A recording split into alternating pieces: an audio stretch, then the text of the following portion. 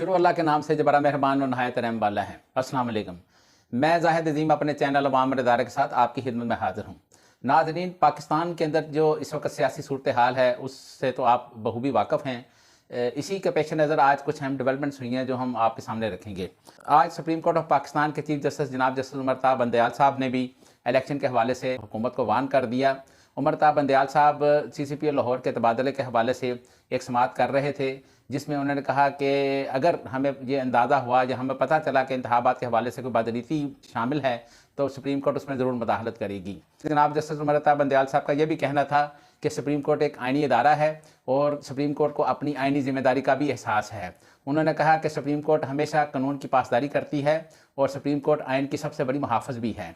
जिस वक्त उमर ता बंदयाल साहब इस समाअत कर रहे थे तो उमर ता बंदयाल साहब ने CCPA लाहौर गुलाम मोहम्मद डोगर के तबादले के हवाले से ये भी फरमाया कि उनका जो तबादले के खिलाफ जो दरखास्त सुप्रीम कोर्ट में दायर की गई उसको भी उन्होंने मुस्तरद कर दिया।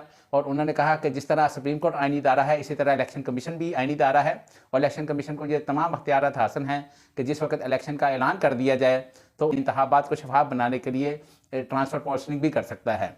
चीफ जस्टिस जनाब जस्टिस उमर ता बंदयाल साहब ने यह भी कहा कि निगरान हुकूमत ने भी अगर कोई ट्रांसफ़र पोस्टिंग करनी है तो वह भी इलेक्शन कमीशन की मंजूरी के साथ की जाएगी। इस बात से अंदाज़ा होता है कि पाकिस्तान के अंदर जो इलेक्शन के बारे में अभी भी शुकूक व शुबहात हैं उससे ना सिर्फ अपोजिशन या दीगर जमातें बल्कि सुप्रीम कोर्ट भी पूरी तौर पर आगाह है। और सुप्रीम कोर्ट ने इसी हवाले से आज हुकूमत को भी और मुख्तलिफ अदारों को भी वार्न कर दिया है कि अगर किसी भी तौर पर उनको ये पता चला कि 90 दिन के अंदर अंदर इलेक्शन नहीं हो रहे तो उसमें सुप्रीम कोर्ट ज़रूर मुदाखलत करेगी।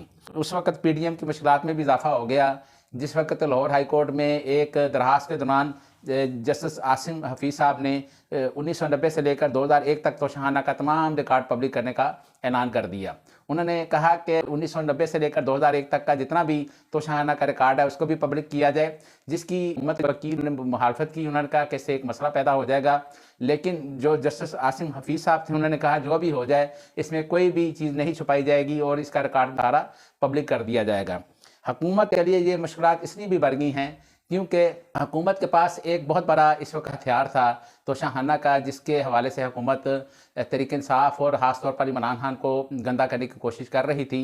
अब चूँकि जब ये 1990 से लेकर 2001 तक का जब रिकॉर्ड पब्लिक हो जाएगा तो इसमें मज़ीद बहुत बड़े बड़े नाम सामने आएंगे, क्योंकि हम सबको पता है कि 1990 से लेकर 2001 तक इस मुल्क में कौन सी पार्टियां बरसर इक़्तिदार रही हैं। यकीनन इससे भी जो नया पंडोरा बॉक्स खुलेगा तो उसका भी फ़ायदा हो सकता है तहरीक इंसाफ को हो और PDM की जितनी भी जमातें हैं या PDM की हुकूमत है उसके लिए मज़ीद मुश्किलात में इजाफा भी हो सकता है।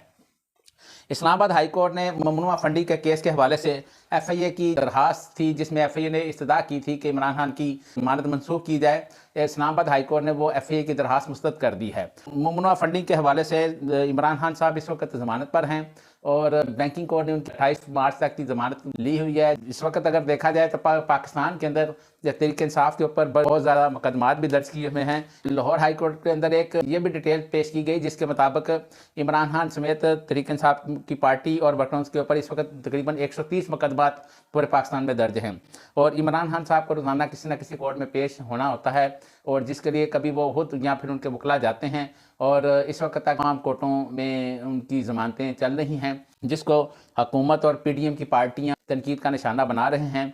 जिस हवाले से आज पार्लियामेंट का एक मुश्तरका इजलास हो रहा था तो उसमें वज़ीर दाखिला जनाब राना सनाउल्लाह साहब ने भी बात करते हुए ये कहा कि पूरे मुल्क में इलेक्शन एक ही दिन होने चाहिए।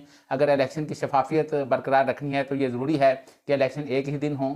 ये बात राना सनाउल्लाह साहब की बिल्कुल ठीक है कि पूरे मुल्क के अंदर अगर इलेक्शन एक ही दिन होंगे तो उसके ऊपर जो एतराज़ात या उसके हवाले से जो भी तज़ादात हैं वो ख़त्म हो जाएंगे और इलेक्शन की शफाफियत के ऊपर भी कोई सवाल नहीं उठेगा।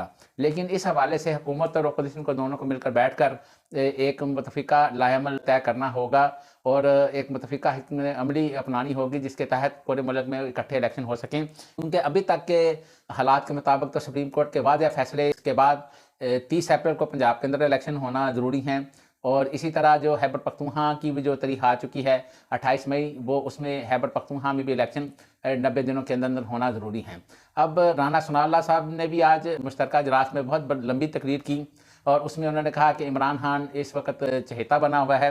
इमरान खान ने पौने 4 साल इस मुल्क में ड्रामा लगाए रखा और अब भी वो ड्रामा कर रहा है। इमरान खान ने पूरे मुल्क को इस हाल तक पहुंचाया, मुल्क की माशी हालत का बेड़गर कर दिया। उनका ये भी कहना था कि इमरान खान ने पौने 4 साल स्वाय अपोजिशन को जेलों में डालने या उनके खिलाफ मुकदमा बनाने के और कोई काम नहीं किया और इमरान खान ने इस मुल्क की मईशत का बेड़गर कर दिया है। राना सनाउल्लाह साहब ने आज मुश्तरका इजलास में बातों बातों में अदलिया के हवाले से भी कुछ तहफ़्फ़ुज़ात का इजहार किया, लेकिन उसके साथ साथ उन्होंने ये भी कहा कि हम सुप्रीम कोर्ट के तमाम फैसलों का एहतराम करते हैं। सुप्रीम कोर्ट एक आईनी अदारा है और सुप्रीम कोर्ट जो भी हुक्म करेगी उसके ऊपर अमल किया जाएगा।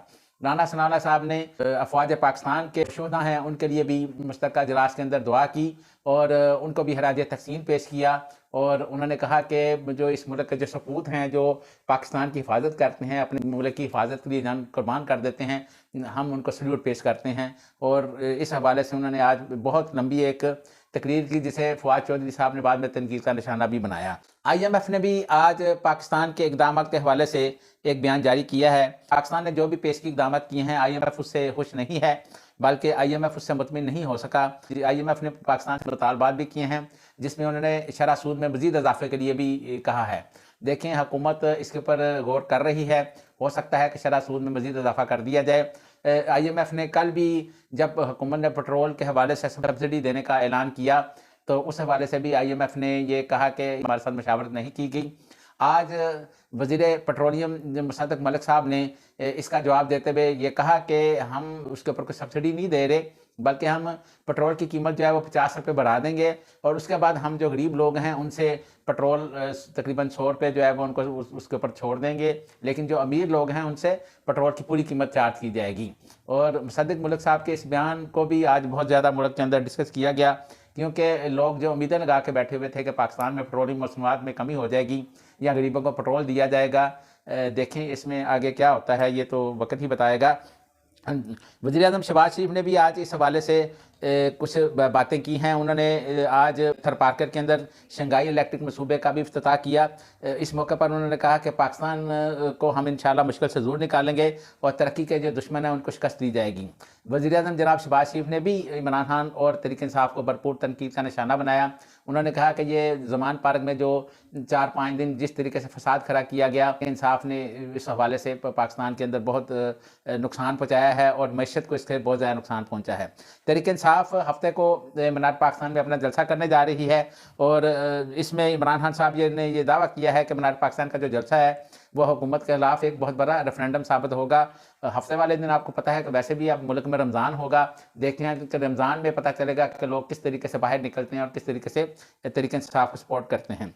कौमी असम्बली के एक साबका रुकन जनाब जमशेद दस्ती साहब ने भी आज इमरान खान साहब के साथ मुलाकात करके तहरीक इंसाफ ज्वाइन कर ली और उन्होंने इमरान खान की जो हकीकी आज़ादी की तहरीक है उसकी भी हमायत कर दी। रवीत हलाल कमेटी का इस वक्त तक इजलास जारी है। पूरे मुल्क में तमाम शहरों में तकरीबन जोनल कमेटियाँ और जो मेन कमेटी इस वक्त है वो पेशावर के अंदर मौलाना अब्दुल खबीर आज़ाद की क़यादत में चाँद देखने के लिए इजलास कर रही हैं और इसमें अभी थोड़ी देर में पता चल जाएगा कि रवीत हलाल कमेटी क्या ऐलान करती है।